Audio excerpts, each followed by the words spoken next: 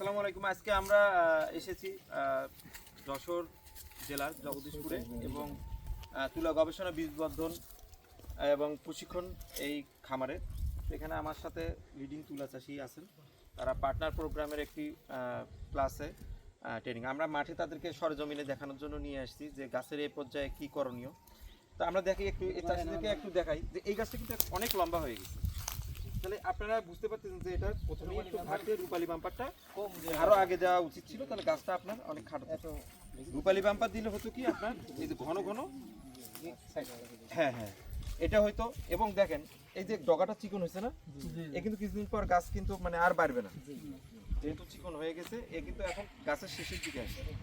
হ্যাঁ, তো আমরা বলি যে চাষিদেরকে এখন করণীয় হলো এই সময় করণীয় যে তাদেরকে দুটা সেচ দিতে হবে।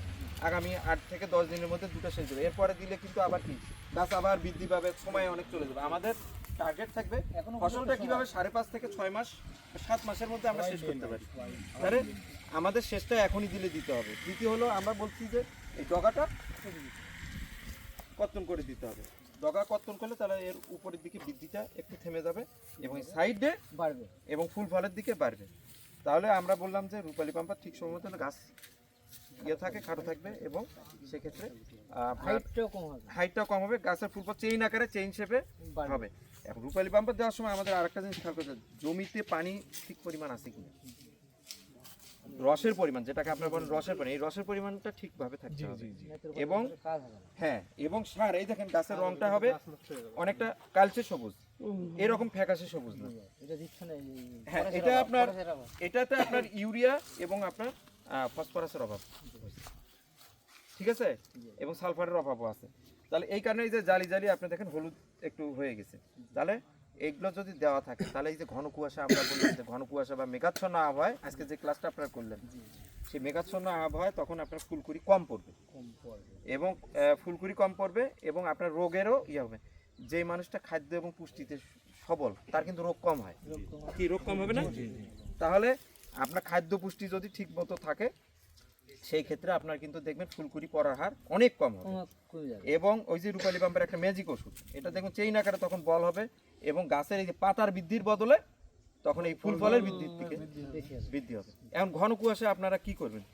বেশি ঘন কুয়াশা হলে আপনাদের যেটা উচিত সেটা হলো আপনার ছত্রাকনাশক প্রয়োগ করতে হবে। দেখবেন যে ওই ঘন কুয়াশা বেশি হলে কিছু কিছু বল পচে যাবে। তাহলে এক্ষেত্রে আপনারা ছত্রাকনাশক যেটা আপনারা দেন, আমরা বলছি যে এবার হেক্সাগোল, ম্যানকোজেব বা যেটা আপনারা দিতে পারেন। আপনার এটা দিলে আপনার অনেক ভাই বলছে নোটিফো দেয়, অনেক চাষি আবার বললো কি আর ডিফেন্স দেয়।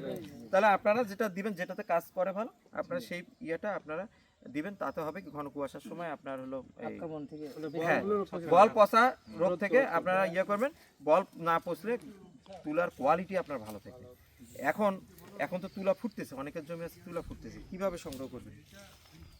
চটের বস্তার মধ্যে সংগ্রহ করতে হবে এবং ঘন কুয়াশার সময় তুলা কিন্তু উত্তোলন করা যাবে। তাহলে হয় আপনাকে দুপুরবেলা রোদ্রোজ্জ্বলটা সময় তুলা ফসল, এবং আপনি কি প্রত্যেক দিনই তুলা তুলবেন তা না। যখন দেখলাম 50-60% হয়ে গেছে ফুটে গেছে তখন আপনি তুলা তুলবেন এবং তুলাটা খুব ভালোভাবে বাস্ট হয়ে যখন নিচের দিকে দেখবেন যে এই নিচের দিকে ঢলে পড়বে, ভালোভাবে ফুটে, তখন কিন্তু আপনার তুলতেও ওই যে আমাদের মা বোনেরা অনেক সময় বলে যে হ্যাঁ তুলতে গিয়ে খোঁচা লাগে, তখন কিন্তু এই খোঁচাটা কম লাগবে। তাহলে আমরা তোলার ক্ষেত্রে কিছু সাবধানতা অবলম্বন করবো। আমরা সকালেও না সন্ধ্যাতেও না, দুপুরে রোদ্রের সময় তুলবো, চটের বস্তার মধ্যে তুলবো। চটের বস্তায় আবার আমরা দেওয়ালের সাথে হেলান দিয়ে রাখবো না, এতে তুলের কোয়ালিটি নষ্ট হবে, তাই না? এবং আমরা তোলার আগে আমরা দেখবো দাঁত দিয়ে কট করে শব্দ হয়, এরকম একটা দেখি।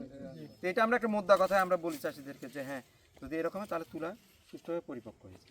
তো এই সমস্ত বিষয়াদি যদি আপনারা মেনটেন তাহলে আপনি ভালো মানের ফসল পাবেন। এবং আপনারা এই যে আপনাদেরকে যেটা বললাম যে এখন আপনারা উপরের বলে যদি ফলন পেতে চান আপনারা ফোলিয়ার স্প্রে কিছু করেন, কেউ কুইক পটাশ দেয়, জিঙ্ক দেয়, হ্যাঁ। এবং আমরা বললাম যে ফোলিয়ার স্প্রে কেন করবেন? আপনার তো গাছ ঝোপালো হয়ে গেছে, ভিতরেও ঢুকতে পারতেছে।